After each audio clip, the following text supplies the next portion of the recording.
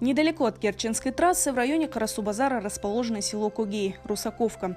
На въезде в него невысокие горы Ак-Кая-Чегер, поросшие кустами и деревьями. Еще до революции в окрестностях села располагались земли крупного помещика Велибая. Его потомки сейчас живут неподалеку. Украинадан, Россиядан қалып келіп çalışқанында, сон Қарпабам деген, Қарпабамны бабасы Велибай.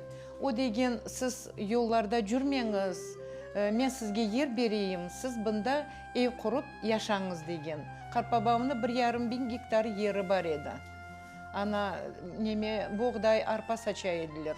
Впервые название Когей упоминается в 20-е годы прошлого века. Свое нынешнее название Русаковка село получило в 1948 году на волне переименований крымских топонимов.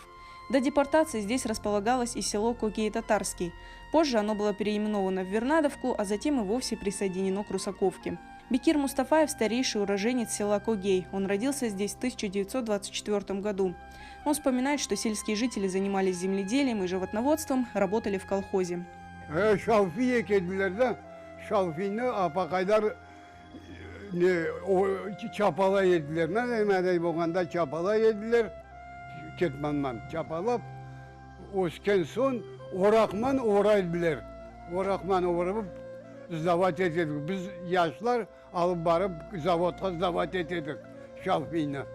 Родом из Когеи родственники Миясер Медатовой. Здесь родились ее свекровь и муж, а свекор Медат Садыков из этого села отправился на фронт и больше не вернулся.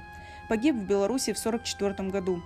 Бек яхшы комбайнер екен, рахметлі. Сон уборка япып бітірген сон жеккей берді екіндер. Оға да бақмастан июнь айында женке алалар. Кіте августа оғлы тапылы, доғлы. Оны көр алмай.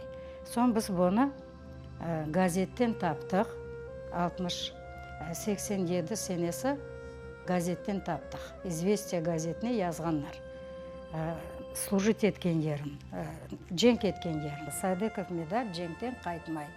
Ана сон боларын енді высылка еткен вақты, депортация вақтында болар чықалар 44 сенесі, бұл фронтта ондан бір кияты келе, мен дуа сенадан қалдырмаң, бек женк немекте деп улайта.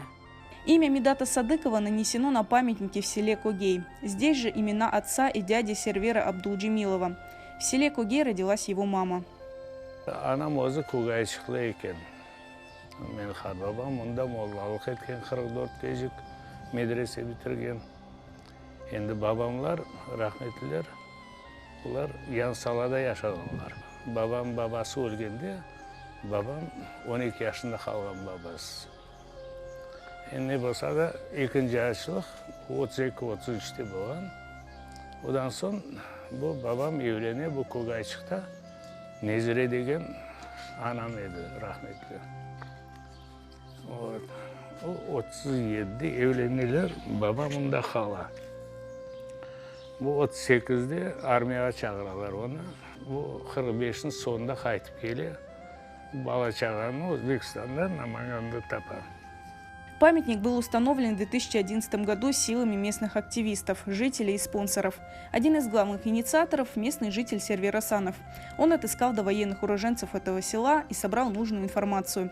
На памятнике указаны имена крымских татар, героев войны, отдельно ушедших на фронт из этого села. 22 дане Крым татар хоранта яша екен.